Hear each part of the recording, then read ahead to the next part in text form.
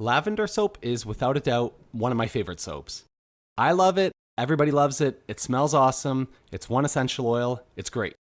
And this is one of the best that I've ever made. So I'm using lard, which is my old bacon grease. I love reusing that. Still working through this bottle of castor. The Kirkland Costco organic coconut oil. That's kind of a staple for me. And then sunflower oil because it was cheap. Distilled water that I'm still working through. Obviously lye. And I'm just going through a bunch of different micas to do one of the most intense swirl patterns I've ever done. I use activated bamboo charcoal for blacks. And then I also am using titanium dioxide, which I learned quite a bit about. And then again, it's my lavender essential oil. I get it from New Directions. It's inexpensive. It's great. What I was saying about the titanium dioxide is that I have water-soluble titanium dioxide. Now I mix it with water before I use it, and it's great. Anyway, with this lard, what I'm trying to do here is strain it. Didn't go great. I should have lifted the strainer off the jar so that it didn't run all around it. And the biggest thing is that I didn't heat it up enough. So if you're going to be straining lard or bacon grease or whatever you want to call it, heat it up so it turns clear. Otherwise, it's kind of too thick to run through the strainer. And then it kind of runs down the side of the jars and you end up with a big mess. So you can see here I re-microwaved it. Even the strainer's clogged up. Watch how fast it goes through. And all the sediment kind of settles naturally right to the bottom of the jar anyway, so it doesn't need to be strained as much. So second time around, way better. I also strained it into a jar that wasn't big enough. The straining of this lard was kind of a crapshoot, but I got it done. So I'm going to weigh out my oils, and starting with the lard, which is already pre-melted, that's great. Again, I'm doing a 1,000 gram batch. That's what I always do now because that's how everything's set up. Easy to measure. So 25% lard or 250 grams. And then I'll just tear the scale there. And next is the sunflower oil. Honestly, sunflower oil, I haven't noticed any difference between it and vegetable oils or anything else. I'm going with 40% because it's my cheapest oil, so I use the most of it. That's 400 grams. That's probably my castor at 5%. I just do that every time. I haven't even really experimented with other percentages, except for the 100% castor oil soap, which I did do a video on. It turned out to be rock hard and completely unusable. Coconut oil I use in every single soap recipe I make. I like how it hardens up the bar a bit. Gives it a stronger cleansing. As of now anyway, it's one of the cheaper oils for sure. So this one I'm going with, 30% I guess? That'll be 300 grams or thereabouts. I don't get too picky if I end up over or under.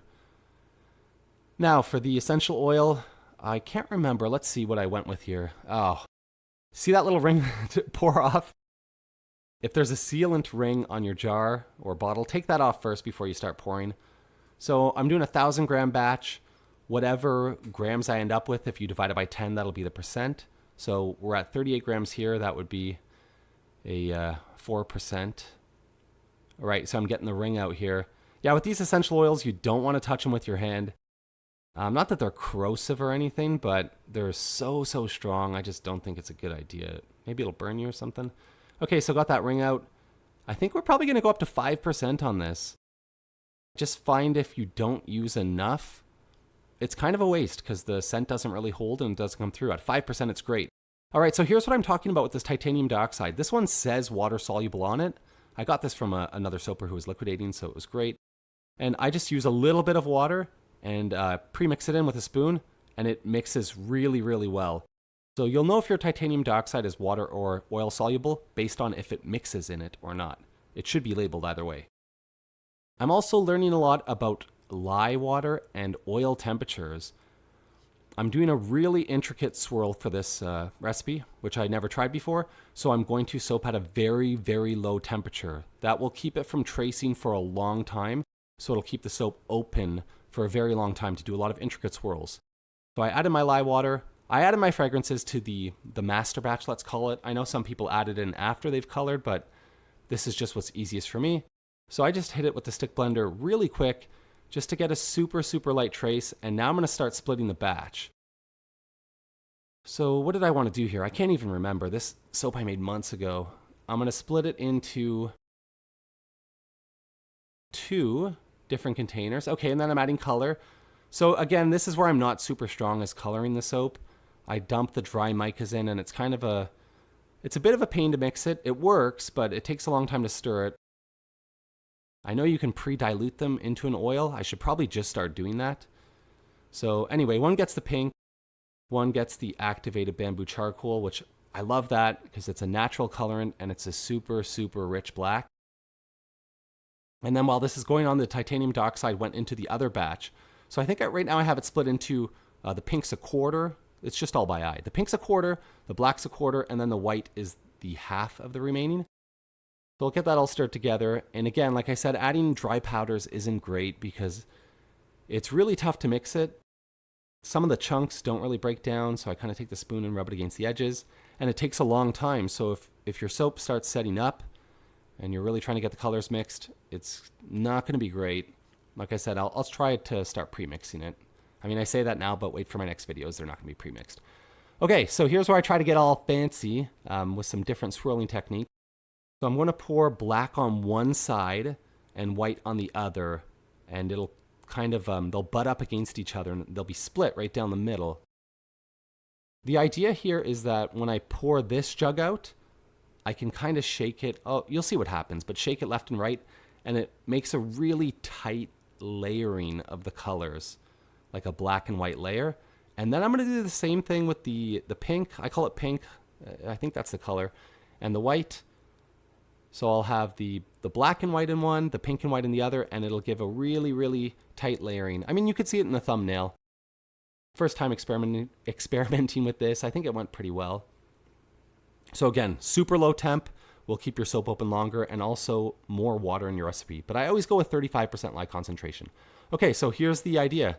I'm just going to kind of shake it back and forth, see how it's layering the pink and the white. Do the same thing with the black. I didn't get too particular with how I was pouring. I was just more or less experimenting. But I love it. In my mind, it ends up kind of giving I say like a Japanese style. I don't know why I think that, but it just reminds me of like a Japanese painting. Very fine, very detailed, lots of layers. I don't do any swirls or anything, just all pouring for this one. So again, shaking, shaking, shaking. And what did I do towards the end here? I think it started to set up a bit, so I kind of just threw whatever I had left on top, swirls, spins, whatever it was. But yeah, this two-color left and right type of thing, I like it. I like it a lot. It turned out nice. And I think the look of the soap goes really well with the scent. Like I'd said, lavender is just such a tried and true. For a cold process soap, it holds well. The thing with going low temp, and this was weird. See how like the soap's almost sticky? This had never happened to me before. I don't know what went on here. So this was after 2 days. I think the low temp takes a long time to set, and I'm just impatient. I took it out and I let it sit for another 2 days to harden. So it kind of looks like it was destroyed, but really it just made the edges not perfectly smooth. So yeah, if you're soaping super low temp, I think it was like 80 degrees Fahrenheit, it's going to have to sit for longer, but it cut really smooth, like very easily. Now check these layers out. I'm not even really holding it up that great. That's not a great example, but it's really, really, really tight layering and swirling. And when it gets wet and smooths out, it looks even better. I just like right there you go. Like I said, when it gets wet, all the lines go away. I just love how it looks. I think it looks like lavender, or what I think lavender looks like. The oils I used gave a great, super, super nice lather. Tons of bubbles. It's not drying or anything. I mean, I love making lavender soap.